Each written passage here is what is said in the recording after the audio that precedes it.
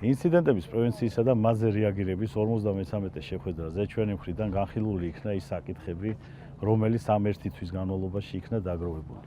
ჩვენი მხრიდან შეხვედრაზე საუბარი ეგრეთ წოდებული საზღვის უკანონო გადაკვეთის ბრალდებით დაკავებულ პირებს შეეხო, რომლებიც დღესდღეობით ცხინვალის ციხეში უკანონო პატიმრობაში იმყოფებიან.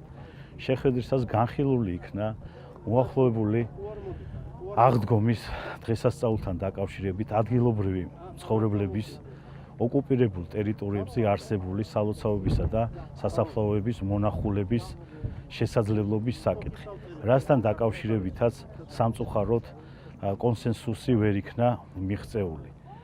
მაგრამ ჩვენი მხრიდან გავაგრძელებთ აღნიშნული საკითხის პედალირებას, რათა მივახციოთ დადებით შედეგს.